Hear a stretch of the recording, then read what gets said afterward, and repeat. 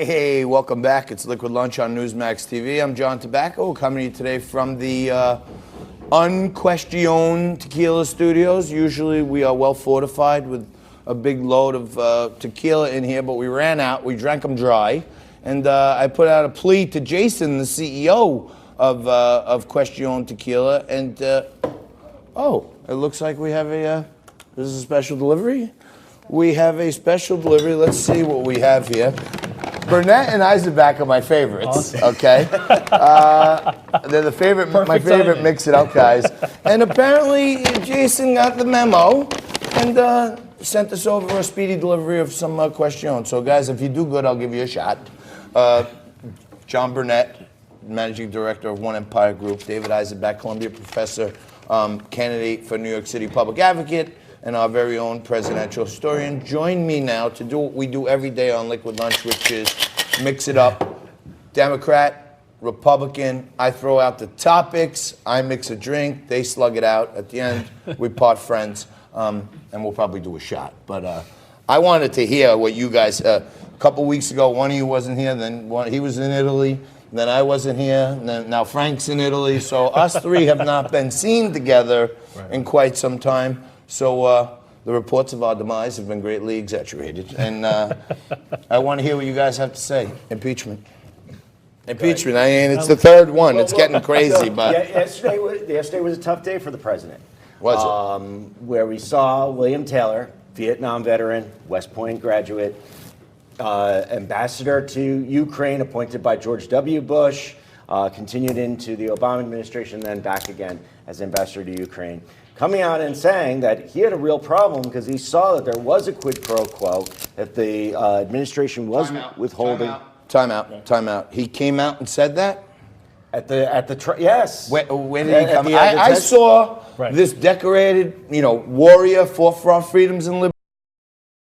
Didn't hear anything from him. Saw him walking out from Congress. Room with no phones.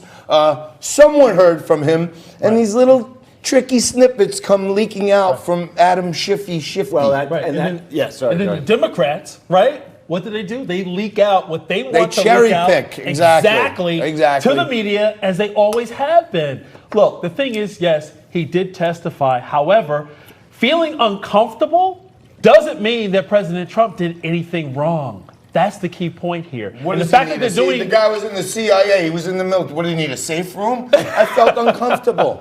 Okay. Maybe he felt uncomfortable because we have a new style of president. But presidents for years have been flexing their muscles on other leaders to get what they want. And Alan Dershowitz, right? He even said, you know what? There's no, in order to have a quid pro, you need a quo, right? And he didn't actually see this at all. So you have legal experts in the middle, right? Because I call Alan Dershowitz one of the purple people, right? Yeah, I agree on that. Right. Come on. Alan Dershowitz gave in his Democrat card a long time ago. Wow. When they banned him from Martha's Vineyard, is that when? You're not in the cool kids segment anymore. You said something nice about Trump. So look, he's not woke enough. I think the Democrats made a big mistake by not making yesterday's testimony public, by not having this done in open session, put it in front of the cameras. Americans would have seen here is a committed civil servant, a foreign service officer, who saw that what was going on was totally beyond anything he'd seen before and was a real problem for the security of Ukraine. So these are just your and the left-wing media's suppositions of observations of third-party information that's been leaked out, this is the problem that they're trying to pass as fact. The Democrats made a tactical mistake by not having it in open session. That allows people like you to say, "Oh, it's just a bunch of deep state." Hang on. Did the Democrats make a mistake holding this in an underground bunker? They made a mistake. Did they make a mistake? They made a mistake. It's part of their strategy. We ring the bell when a Democrat, a Republican, and an independent, we all agree on one thing. Made a mistake. The Democrats made a mistake. It's a poor strastrategy, right? What the Democrats What the Democrats want to do is keep this story alive, right? Because when you look at fundraising, Snakes Donald in the Congress Trump is out fundraising the top 5 Democratic presidential candidates, right? And the DNC is looking really dismal right now. They can't energize their base. So what they want to do is use this story and keep punting month to month to try to increase their fundraising, to try to keep this issue alive. Because you know why?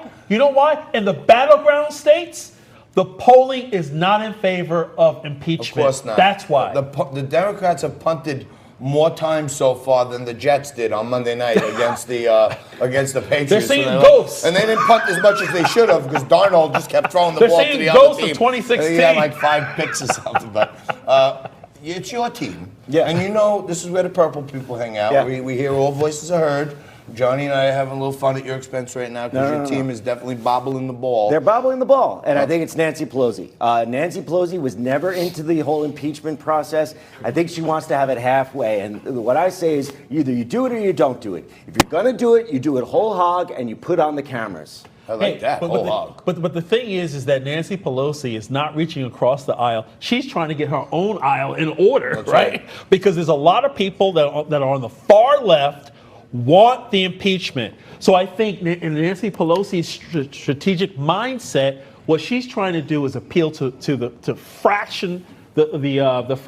factions in her party that want to see impeachment, knowing that it might end up costing not only congressional seats, it might end up costing the presidential election. Well, what she's worried about are those swing congressional districts. Right. And I think that's why this is a political process, not a legal process. Put the cameras on all of these witnesses and then have those people in the moderate swing districts Sunlight is the best disinfectant. I mean, that's we really just had the only mold way. doctor on the Because you need she's sunlight. trying to play it both ways, and this is not going to work playing. You know, it both. as Vice President Biden said in 1998, this is a political lynching. This is exactly what this is. Well, back this in is all politics. Back in 1998, when Biden said that, his dentures didn't come flying out of his mouth like they did in the debates last week. But let me switch gears a little bit.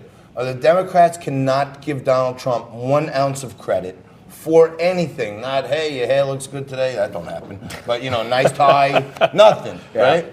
He signed on the First Step Act, right? He had, Kanye West and others lauded him. The African-American community, deep down, lauded him for letting nonviolent criminals who shouldn't be incarcerated out of jail.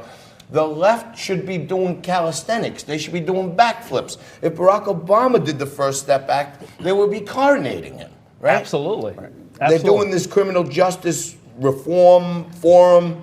Tell me why don't the Democrats like even this from the president? Well, you're talking about Democratic presidential candidates, right, who can't say anything nice about Trump, otherwise they would get tarred like Tulsi Gabbard as being in league with Donald Trump, and nobody wants that if you want to be the nominee. But I will say, look, this is one issue that Democrats and Republicans can agree upon. Our decades-long war of incarceration, mainly targeting communities of color, was a disaster that we're still living with, and it's going to take a generation to get beyond. Who do you think Donald Trump is helping us. Wait, hang on. I just want to... Yeah. Leading Democratic presidential contender, Joe Biden, actually signed the bill that unfairly incarcerated thousands, maybe millions of African Americans. No, he bragged about it. He said, he had the pen in hand. That's right, I did that. You better believe it. I threw all those African Americans right in jail. Now he's the leading candidate. Trump signed the bill to recognize that was a horrible thing to do, and it unfairly affected African American and minority people. So Trump does good for the minorities. He's bad. Joe Biden does bad for the minorities. He's good. Are we in Bizarro land? Actually, is this a Jerry Seinfeld episode? Biden has taken a lot of hits, particularly from Kamala Harris on that issue. So Kamala Harris has taken a significant amount of hits from many politicians. She's kind of disappearing right now. In both ways, you know what I'm saying? But this forum on actually Friday and throughout the weekend is actually sponsored by the 2020 bipartisan group on criminal justice reform. I know about it. And Friday is sponsored by the Republicans, right? That's right. Because the group is bipartisan. You have Democrats and Republicans working together to try to get criminal justice reform that's long overdue. And the thing is, the First Step Act This president got it done. Definitely. But now he's never satisfied, which is a good thing. You know why? Because now we need to take it to the next level. Hold on. Let's talk about the economics, the you financial, guys aren't the allowed jobs. to hang out anymore Yeah. because we're supposed to mix it up here. We're supposed to duke it out. These guys became such good friends. Eisenbach's agreeing with us too much now. This is no good. Every time, every once in a while, he throws a left hook and I throw a right cross. He's got a But backhand. this will be the signature He's got policy. a backhand like Jimmy Connors when he hits it. But we're going to take a quick break. We're going to mix it up some more right after this. We are no longer the Question Tequila Free Studio. We're refortified, and we're coming back at you right after this.